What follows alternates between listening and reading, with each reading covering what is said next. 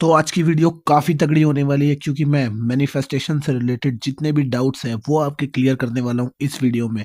जो डाउट आपको बार बार परेशान करते हैं लॉ ऑफ अजम्पशन से रिलेटेड, और इस वीडियो में मैं डिस्कस करूंगा एक मैनिफेस्टेशन की प्रोसेस किस तरीके से होती है, ताकि आपके माइंड में जितने भी डाउट्स हैं जितनी भी वरीज हैं वो क्लियर हो जाए। तो बने रहिए मेरे साथ इस वीडियो में, और मैं डिस्कस करूंगा बहुत सारी ऐसे पॉइंट्स जो मैं खुद भी पर्सनली फॉलो करता हूं और अपने पर्सनल ओपिनियंस दूंगा, और मेरा जो एक्सपीरियंस है वो भी मैं शेयर करूंगा इस वीडियो में। सो फर्स्ट ऑफ ऑल हम बात करते हैं कि हमारी मैनिफेस्टेशन की जर्नी कैसे शुरू होती है। तो सबसे पहले हमारे पास एक बर्निंग डिज़ायर आती है, एक ऐसी डिज़ायर जिसे हम पूरा तो करना चाहते हैं लेकिन हमें रास्ता ही नहीं नज़र आता है। तो फिर हम जाते हैं लॉ ऑफ अट्रैक्शन की तरफ, यानी कि लॉ ऑफ अट्रैक्शन की सारी टेक्निक्स को हम फॉलो करते हैं। और जब हमारी डिज़ायर पूरी नहीं होती है और हम सेटिस्फाइड नहीं होते हैं अपनी करंट रियलिटी से, तब हम ढूंढते ढूंढते आते हैं लॉ ऑफ अजम्पशंस की टेक्निक पर, और पाते हैं कि लॉ ऑफ अजम्पशन बहुत ही ज़्यादा डिफरेंट है और बहुत ही ज़्यादा प्रैक्टिकल है। यहाँ पर जो चीज़ें बताई जाती हैं उसको फॉलो करने में थोड़ी बहुत डिफ़िकल्टी आती है हमको, लेकिन हमें समझ में नहीं आता है कि किस तरीके से हम स्टेट को शिफ्ट करें और क्या-क्या चीज़ें इसमें होती है, ये डिफरेंट है। तो यहाँ पर आदमी अटक जाता है, और जब लॉ ऑफ अज़म्पशन को हम फॉलो करने के लिए लगते हैं, तो उसके बाद क्या होता है कि हमारे माइंड में बहुत सारे डाउट्स आते हैं कि इस तरीके से कैसे ये चीज़ पॉसिबल हो सकती है, क्योंकि बहुत सारी टेक्निक्स लॉ ऑफ अट्रैक्शन में तो डिस्कस होती है, लेकिन यहाँ पर ऐसी कोई ख़ास ज़्यादा टेक्निक्स नहीं है। और धीरे-धीरे हमें समझ में आता है कि लॉ ऑफ अज़म्पशन डिफरेंट तो है, लेकिन इसमें सक्सेस का रेट बहुत ज़्यादा है। बहुत ज़्यादा लोगों की लाइफ़ चेंज हुई है लॉ ऑफ अज़म्पशन में, और लॉ ऑफ अज़म्पशन बहुत ज़्यादा प्रैक्टिकल साउंड करता है हमें। लेकिन प्रॉब्लम तब आती है जब हमारा माइंड जो है वो डाउट करने लगता है। जब हमारा माइंड डाउट करने लगता है, तो इस कारण हमारी मैनिफेस्टेशन पूरी नहीं हो पाती है या डिले हो जाती है। बहुत सारे केसेस में तो मैनिफेस्टेशन नहीं हो पाती है और फ्रस्ट्रेट हो जाता है इंसान। तो सारी प्रॉब्लम्स जो है वो मैं शेयर करने वाला हूँ कि कैसे आप अपने माइंड को जो है वो 3D वर्ल्ड से ट्रिगर होने से बचाएं, किस तरीके से आप जो है वो डाउट्स को ना आने दें अपने माइंड में, और एक पूरी मैनिफेस्टेशन की प्रोसेस होती कैसी है, मैं पूरे इस वीडियो में आपको डिस्कस करने वाला हूँ। सो यहाँ पर मैंने पूरी जर्नी को 7 ब्लॉक्स में डिवाइड करा हुआ है। ये 7 ब्लॉक्स बहुत ज़्यादा ज़रूरी है, अगर इसमें में से एक भी चीज़ में आप पीछे रह जाते हैं तो आपकी मैनिफेस्टेशन डिले हो जाती है। सो दोस्तों, यहाँ पर मैंने 7 ब्लॉक्स में डिवाइड करा हुआ है पूरी मैनिफेस्टेशन जर्नी को। इसमें में से अगर एक भी पॉइंट आप मिस कर जाते हो तो आपकी मैनिफेस्टेशन डिले होने के काफ़ी चांसेस हैं यहाँ पर। और अगर आपने इन सातों पॉइंट्स को फॉलो करा तो आपकी मैनिफेस्टेशन पूरे होने के 100% चांसेस हैं यहाँ पर, क्योंकि यही 7 पॉइंट्स हैं जो आपकी मैनिफेस्टेशन को पूरा करते हैं, 3D वर्ल्ड में उस चीज़ को अचीव करवाते हैं। चाहे वो इमोशनल लेवल पे हो, चाहे वो मटेरियल लेवल पर हो, किसी भी लेवल पर वो चीज़ हो, आपकी डिज़ायर हो, वो यहाँ पर मैनिफेस्ट करवा सकते हैं। ये 7 स्टेप्स जो काफ़ी ज़्यादा इम्पोर्टेंट है। तो फर्स्ट स्टेप से हम यहाँ पर शुरुआत करते हैं, वो है एक बर्निंग डिज़ायर। आप सब कुछ बदलने के लिए तैयार हो जिस डिज़ायर के लिए। एक ऐसी डिज़ायर की यहाँ पर ज़रूरत है, जिसके लिए आप लॉ ऑफ अज़म्पशन की टीचिंग्स को अप्लाई करते हो अपनी लाइफ़ में। क्योंकि कई बार हमें रास्ता नहीं दिखाई देता है अपनी मैनिफेस्टेशन को पूरा करने का अपने 3D वर्ल्ड में। तो यहाँ पर सबसे इम्पोर्टेंट चीज़ है कि आपके पास एक डिज़ायर ऑलरेडी है, तभी आप इस वीडियो को देख रहे हो। तो ऑलरेडी हमारे पास एक बर्निंग डिज़ायर है, या कोई सी भी डिज़ायर हो सकती है। तो जब हमारे पास एक बर्निंग डिज़ायर होती है, तब हम नेक्स्ट स्टेप क्या करते हैं, हम लॉ ऑफ अज़म्पशन को अपनी लाइफ में अप्लाई करते हैं। हम नेविल गोडार्ड की टीचिंग्स को अप्लाई करते हैं। तो अब हम नेक्स्ट स्टेप यहाँ पर क्या करते हैं, वो है इमेजिनल एक्ट। यानी कि एक इमेजिनल एक्ट हम उसको कंस्ट्रक्ट करते हैं, जिसे हम बार-बार विजुलाइज़ कर सकते हैं, जिससे हम उस स्टेट में शिफ्ट हो सकते हैं, यानी कि विश फुलफिलमेंट की स्टेट पे हम शिफ्ट हो सकते हैं। और एक इमेजिनल एक्ट को कैसे कंस्ट्रक्ट किया जाता है, इसके ऊपर मैं ऑलरेडी एक वीडियो बना चुका हूँ, जिसका लिंक जो है वो डिस्क्रिप्शन में है, आप जाकर उसको देख सकते हैं।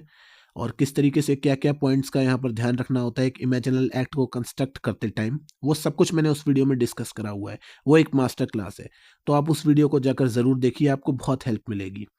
तो एक इमेजिनल एक्ट यहाँ पर हम कंस्ट्रक्ट करते हैं। अब नेक्स्ट स्टेप क्या करते हैं, हम उसको फील करते हैं। जब हम state akin to sleep technique perform करते हैं, तो हम पूरी फीलिंग के साथ सारे सेंसेस को इंक्लूड करते हुए फर्स्ट पर्सन पर्सपेक्टिव से उस सीन को इमेजिन करते हैं। जब तक हम फीलिंग ऑफ विश फुलफिलमेंट की स्टेट अचीव नहीं कर लेते, तब तक हम इस स्टेप को फॉलो करते हैं। और अगला स्टेप क्या है, हम एक अजम्पशन बिल्ड करते हैं कि ये चीज़ पहले से हो चुकी है, यानी कि इट्स ऑलरेडी डन। हम उस स्टेट में हैं जिस स्टेट में वो चीज़ ऑलरेडी हमारे पास है, यानी कि फीलिंग ऑफ विश फुलफिलमेंट की स्टेट में हम शिफ्ट हो जाते हैं। और जब हम इस फीलिंग में शिफ्ट हो जाते हैं, तब हम उस स्टेट से सोचते हैं, उस स्टेट से एक्शन लेते हैं, उस स्टेट से सारे ब्रिजेस ऑफ इंसिडेंट जो है वो अनफोल्ड होते हैं, जो हमारी मैनिफेस्टेशन की तरफ हमको लेकर जाते हैं। क्योंकि हम एंड इमेजिन करते हैं अपने इमेजिनल एक्ट में, हम वो दिन इमेजिन नहीं करते हैं जिस दिन हमारी डिज़ायर पूरी हुई है, यानी कि वो दिन स्टिल लैक को दर्शाता है, क्योंकि डिज़ायर की स्टेट ही अपने आप में एक लैक है। तो जो चीज़ आपके पास ऑलरेडी है, आप उसके लिए डिज़ायर कैसे रख सकते हो? तो यहाँ पर हम हमेशा इस तरीके का सीन इमेजिन करते हैं, जैसे कि मान लो 6 महीने बाद कोई चीज़ आपके लिए बिल्कुल नेचुरल हो जाती है मैनिफेस्ट होने के बाद। यानी कि मान लो आज आपने कोई फ़ोन लिया, तो उसके लिए स्टिल डिज़ायर की स्टेट है आपके अंदर, लेकिन 6 मंथ्स के बाद वो चीज़ आपके लिए बिल्कुल नेचुरल हो जाएगी। तो हम इस तरीके का सीन इमेजिन करते हैं, जिसके बाद ब्लॉक 4 हमारी अज़म्पशन्स जो हैं, वो इस तरीके की हमारे माइंड में फीलिंग आ जाती है कि ये चीज़ ऑलरेडी डन हो चुकी है हमारे लिए। हम उस स्टेट में शिफ्ट हो चुके हैं, यानी कि विश फुलफिलमेंट की स्टेट में शिफ्ट हो चुके हैं। हमारे लिए ये चीज़ मैनिफेस्ट करना बिल्कुल नेचुरल है। अब बढ़ते हैं अगले स्टेप पर, जहाँ पर हमें प्रॉब्लम्स का सामना करना पड़ता है, जहाँ पर सबसे ज़्यादा डाउट आते हैं। सबसे पहले इमेजिनल एक्ट को करते हुए डाउट तो आते हैं, लेकिन किसी तरीके से हम उसमें परसिस्ट जब रहते हैं, तो वो डाउट 2-4 दिन के बाद ख़त्म हो जाते हैं। लेकिन सबसे बड़ी परीक्षा यहाँ पर होती है 3D वर्ल्ड में ट्रिगर्स को इग्नोर करना। यानी कि जैसे कि मान लो आपको रिलेशनशिप में आना है, आपने किसी दोस्त को रिलेशनशिप में देख लिया, आपने रास्ते पर चलते हुए कपल्स देख लिए, या आपको गाड़ी मैनिफेस्ट करनी है, सेम गाड़ी आपके किसी दोस्त ने मैनिफेस्ट कर ली और आप ट्रिगर हो गए। तो यहाँ पर आप ट्रिगर जिस पल हो जाते हो, उस समय आप एकदम से लैक की स्टेट में वापस गिर जाते हो। तो हमें यहाँ पर बहुत ही सावधानी बरतनी पड़ती है दिन के टाइम पर, कि हम किसी भी चीज़ से ट्रिगर ना हो। इस चीज़ का हमें ध्यान रखना पड़ता है और अपनी स्टेट में परसिस्ट रहना पड़ता है। दिन के टाइम या रात के टाइम, जो भी टाइम है, जिस टाइम आपको लगता है आप ट्रिगर हो सकते हो, उस समय हम यहाँ पर ध्यान रखते हैं, क्योंकि ये सबसे ज़्यादा इंपॉर्टेंट टाइम होता है। क्योंकि कई बार हम जब ट्रिगर हो जाते हैं, तब हम उस थॉट्स में, उस चेन ऑफ थॉट्स में इस तरीके से खो जाते हैं कि उससे निकलने में हमें काफ़ी टाइम लग जाता है। और जब ऐसा होता है, तब हम कई दिनों तक उस स्टेट से बाहर हो जाते हैं और सारा इमेजिनल एक्ट जो अभी तक की मेहनत है वो ख़राब हो जाती है। इसी वजह से हमेशा लोग शिकायत करते हैं कि मैं ट्रिगर हो जाता हूँ। देखो, ट्रिगर होना गलत बात नहीं है। शुरू के दिनों में आप ट्रिगर होगे, ऐसा भी हो सकता है कि आप बहुत लंबे समय के बाद ट्रिगर हो जाओ।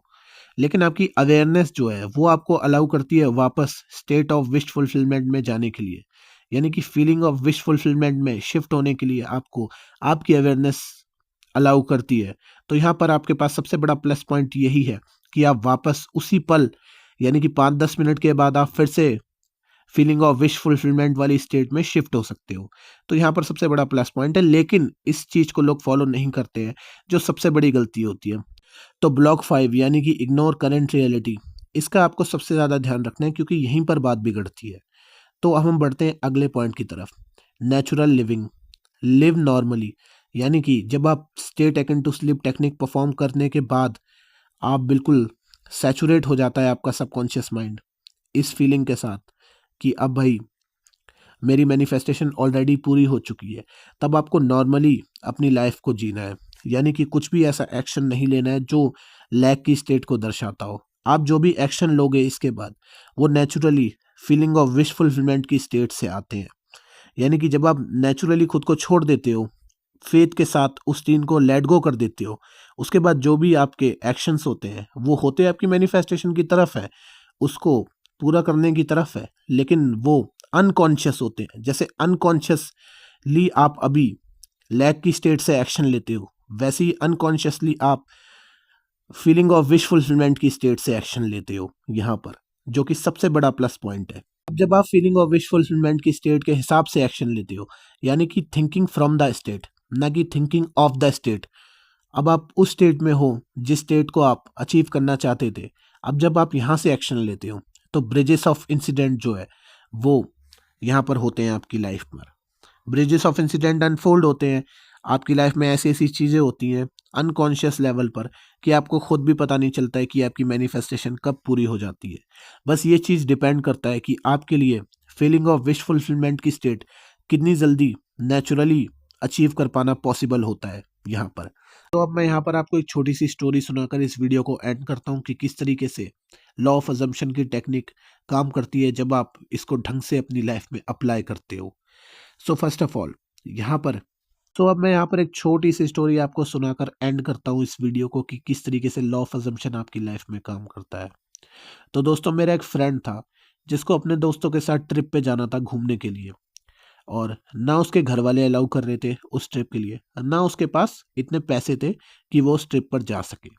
सारे जितने भी सरकमटेंस थे वो खिलाफ थे उसकी ट्रिप के। और लेकिन काफ़ी अच्छे चांस था, उसके पास छुट्टी थी, एक बहुत बढ़िया जगह थी, उसकी एक फेवरेट जगह थी जहाँ पर उसको जाना था। वो बहुत ज़्यादा डेस्परेट था उस जगह पर जाने के लिए, क्योंकि वो पहले भी उस जगह पर जा चुका था और उसने पहले सोचा था कि मैं वापस ज़रूर यहाँ पर घूमने के लिए आऊँगा। वो जगह अपने शहर से बहुत ज़्यादा दूर थी और वहाँ पर जाने का चांसेस बार बार नहीं मिलते थे उसको। तो उसने यहाँ पर क्या करा, उसने डेस्परेट होने के बजाय, परेशान होने के बजाय लॉ ऑफ अजम्पशन को अप्लाई करा। उसने एक इमेजिनल एक्ट बनाया कि वो अपने दोस्तों के साथ ट्रिप पर घूमने के लिए जा रहा है।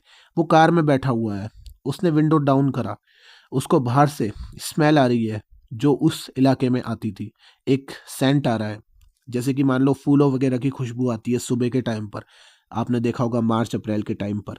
तो यही टाइम चल रहा था। तो उसने पूरा इमेजिन करा, ढंग से सारे सेंसेस को इंडल्ज किया उसमें। उसने एंड इमेजिन करा, एक एंड सीन इमेजिन करा कि वो कार में उस जगह पर पहुंच चुका है, जस्ट रीच कर रहा है उस जगह को।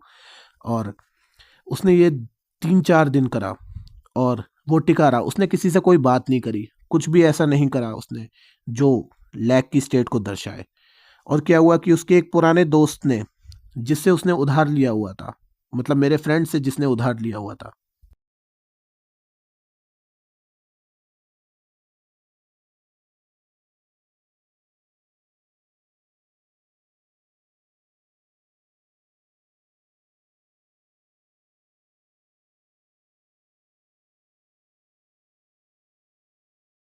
सो उसके फ्रेंड का कॉल आता है और सामने से वो बोलता है कि मेरी सैलरी आ चुकी है और जो पैसे मैंने तुझसे उधार लिए थे वो मैं तुझको वापस कर रहा हूँ।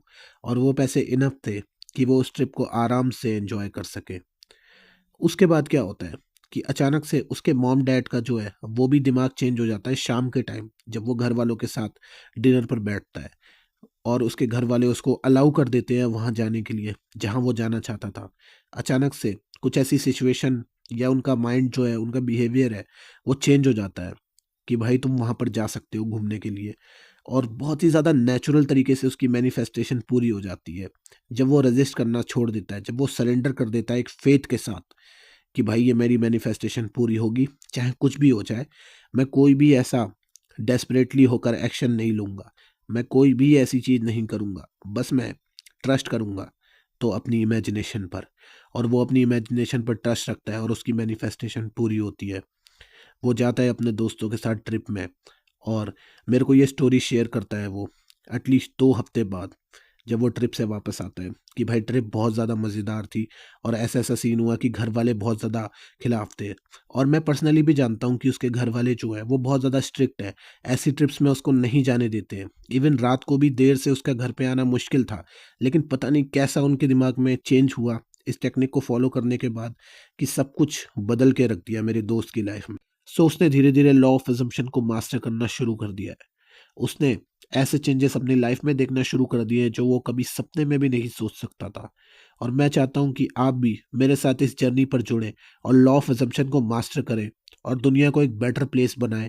और अब मैं नेवल गॉडार्ड की बुक्स की चैप्टर वाइज सीरीज शुरू करने वाला हूँ अपने इस चैनल पर।